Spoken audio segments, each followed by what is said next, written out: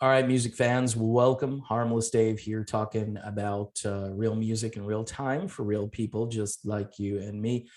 Uh, Again, this Taylor Hawkins thing is it's super sad. And for those of you who watched my video yesterday, and there's a couple of you out there who, um, again, there are people out there who can't stand me. I get it. They can't stand that the comments are off, and I've explained this numerous times on this channel. And I had a theory yesterday and I put that theory out there. And I did mention in the video that this gentleman has had a history of substance abuse, or maybe not a history, but he had a problem with it, especially a number of years ago. And he told a bunch of people in interviews that essentially he had beat it, but he also said something like, but what I do with my own body is kind of my own business. My body, my choice kind of a thing. Remember that? Remember that from the last 2 years? Yeah. So again, a couple of things that are quite obvious, right?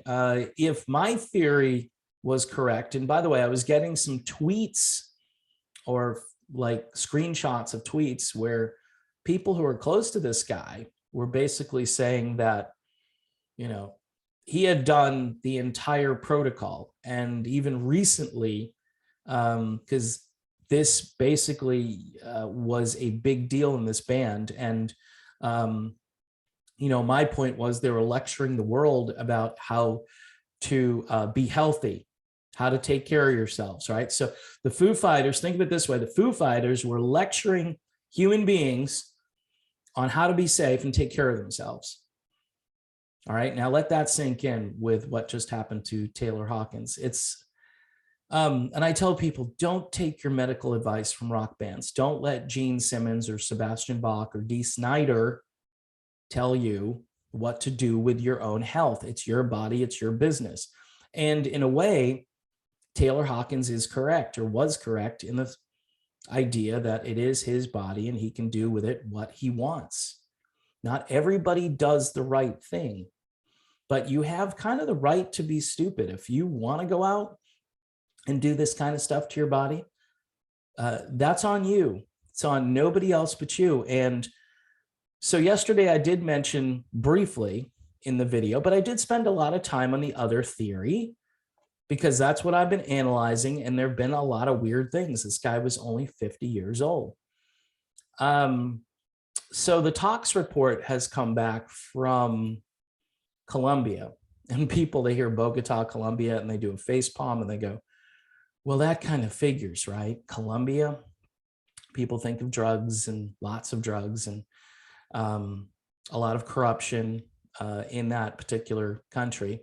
Anyway, the Office of the Attorney General released a statement that stopped short of categorizing Hawkins' death as an overdose, but preliminary tests found 10 different substances, including antidepressants, marijuana, opioids, and a couple of things I can't pronounce. So I'm just going to leave it there, but 10 different substances in his system. Of course, an emergency call was put out there stating that Hawkins was suffering chest pains. And yeah, that was just really fast, the way that all went down. So obviously this guy was struggling and self-medicating, and the tributes coming in far and wide. A lot of my followers on this channel weren't that familiar with Taylor Hawkins, because we just see, it's okay, it's age. I'm just going to throw it out there as age. A lot of us just, this isn't our thing. This wasn't our thing. We didn't just progress from, okay, we're going to listen to REO Speedwagon, and now, and I know Kevin Cronin is a big fan of this band, so that's why I mentioned, and now we're going to go listen to Foo Fighters because they're so much alike, right? They're not alike.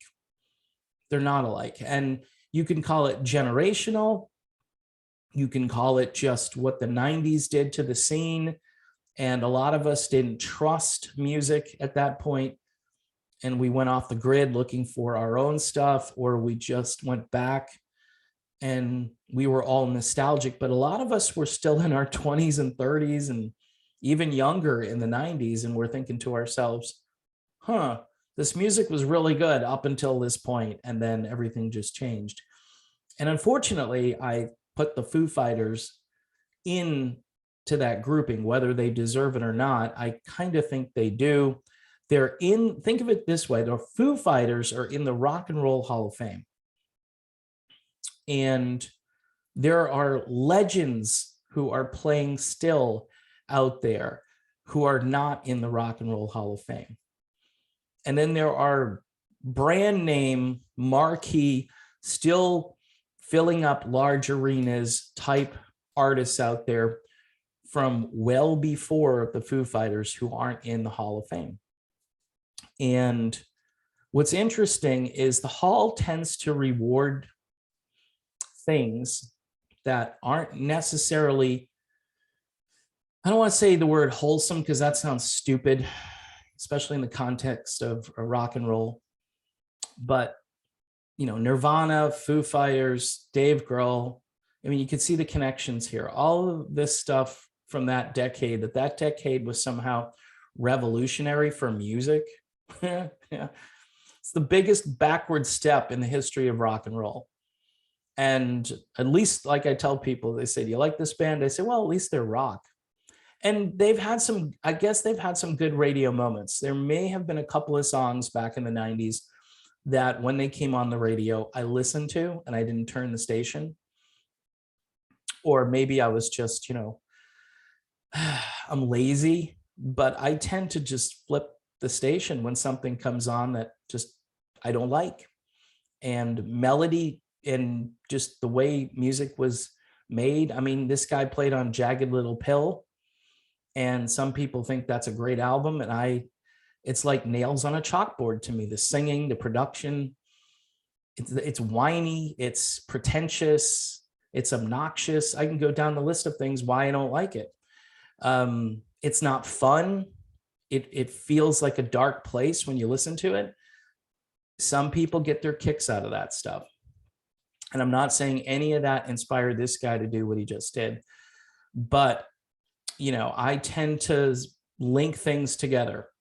And just on a subliminal level, I tend to link things together. And in this case, I can't help but think that decade, you know, look at all the people who were there and then were not there really quick, you know. And there are a few of them, a few very high profile names. And this is another one. And yes, you could say there are a lot of stuff, a lot of things that happened to 60s rockers and 70s rockers and even a few 80s rockers, right? There's definitely that underground culture of, you know, cocaine in the 80s, which is out of control, right? So in any event, it appears that this guy had some personal issues and he was self-medicating, or he has the right to do things like this with his own body. It's his body. He's obviously got a lot of money and he can get the stuff that he wants to unwind after a concert.